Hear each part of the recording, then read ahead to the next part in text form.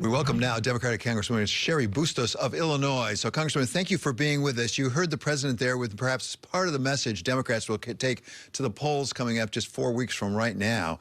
So give us a sense of exactly what you need out of the White House, what you expect out of the White House to help candidates across the country. I think the Biden administration is completely committed to doing everything it can within its power, the executive power, to attack inflation, to make sure that we've got record employment, to make sure that that continues, and just everything within their power. Along with the help of Congress, we have passed the Inflation Reduction Act.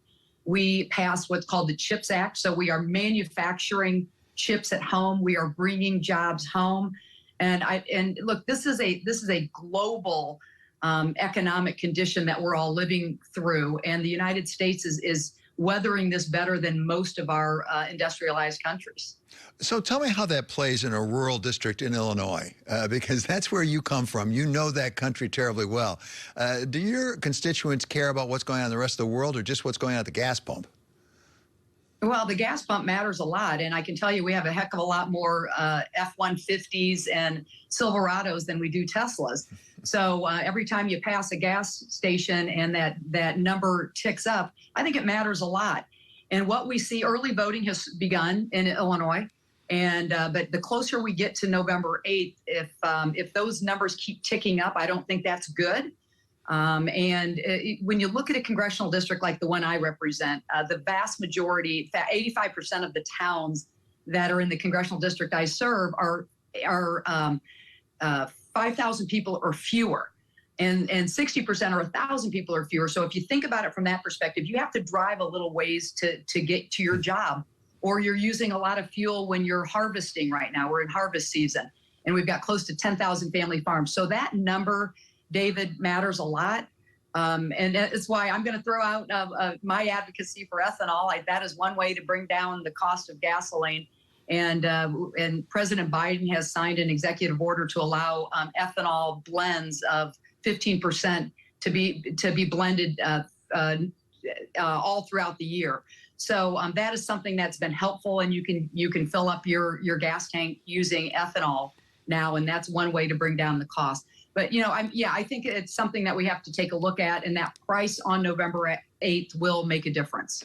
So you've served your 10 years. Congratulations and thank you. And as I understand it, you've decided not to run again. So you can sort of answer this question without a particular vestige in interest in how people vote. But what do people care most about in your district this vote? Is it inflation? Is that number one? And the economy is number one. And it's not just the gas tank. It's when you go to the Hy-Vee grocery store or the Kroger, and all of a sudden you see what a slab of bacon costs, or a dozen eggs. Yeah, that matters a lot. I think that is one of the primary issues, if not the primary issue. But the other thing that I'm hearing about, which is a big difference in the time from when I first started running to today, and that is women's, the choices that they make in the doctor's office. And I wouldn't have thought that 10 years ago that would be a primary issue. But it is. We saw what just happened in Kansas with women turning out in huge numbers and defeating that constitutional amendment that they were voting on in Kansas. But even in a more rural congressional district like I represent, I would say that the message is nobody wants Uncle Sam in their doctor's office. And, this idea that we should be allowed to make our own healthcare decisions, we should be allowed to make our decisions about our families, that sort of thing. Now, all of a sudden, we've got the other side of the aisle that has always, tried to present themselves in a way that, hey, we don't want government interference. The Supreme Court is saying, yeah, they want to make these decisions for us. And I think that is a huge motivator. And right now, the motivator is that the voters are angry about what came out of the Supreme Court. They're angry about the other side of the aisle saying they want to make this a national referendum on women's healthcare choices, and even have 86 Democratic co-sponsors to ban abortion under all circumstances. And that does not go over well. Congressman, let me ask one last area, and I'm not sure whether you're going to have to deal with this, but there's a debt ceiling limit that's going to be coming up that somebody's going to have to deal with probably in the next Congress. There are reports on the Bloomberg, actually, just as of yesterday, that some Republicans, if they actually do take control in the House, will use that as a way to really bring some reform to entitlements, Social Security and Medicare. Now, whether that's the right way to do it or not, do you agree something's got to be done about entitlements? Because I think last time I checked, we're going to go bankrupt at some point. Well, it's not a matter of something has to be done about, and I'm not going to use the word entitlement. Look, Social Security is something that anybody who's been in the workforce has paid into their entire lives. And it is a promise that the federal government has made that in your old age, you will not be destitute. There's actually going to be the largest cost of living increase for Social Security that we've seen in maybe ever.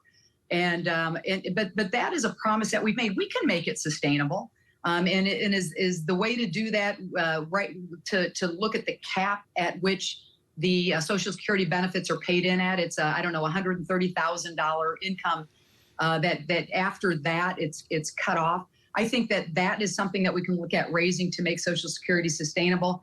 Medicare is a wonderful program. I have an 89-year-old mother who is actually going through health challenges right now, and Medicare is there for her, not just for my mother, but for those seniors who need that help. So I don't look at it as entitlements as much as these are programs that we have paid into. We can make them sustainable. And if you want to look at what's happening on the other side of the aisle, you've got the chair of the National Senatorial Campaign Committee who actually wants to take a look at Social Security and cutting that. So there is a distinct difference between the reasonable Democrats and those on the far right and what they want to do with those programs. Do we have to do something with them to make them sustainable? Of course we do. But there are ways to do that to make sure that our seniors are also looked out for and that they're not destitute when they're in their 80s and their 90s. And I don't think we as Americans want that to happen. Congresswoman, always such a pleasure to have you on. Very informative. Thank you for your time. That's Democratic Congresswoman Cheri Bustos of Illinois. Still to come, we're going to talk